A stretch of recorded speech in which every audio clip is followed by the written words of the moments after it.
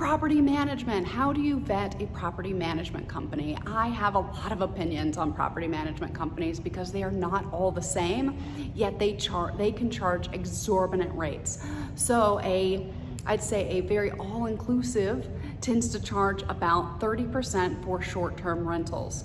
Now the kicker here is if the 30% includes everything, or does it just include the cleanings and the marketing and the booking out of services? Is maintenance on top of that?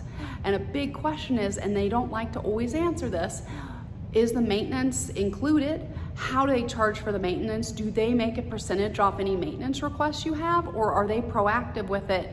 And so there is a big difference there, and that's actually where it can cost you a lot of money and kind of destroy your ability to make money, is with those maintenance fees. So always good to check. I personally like the companies that charge between 10 and 15%. They run my marketing, they run the bookings, and then I do everything else. I have my own maintenance crews, I have my own cleaning crew, just because I have a lot more control, and I've noticed my properties tend to fare much better than with the all-inclusives that just, I think you're paying them a lot of money, and I struggle to find the value with these guys.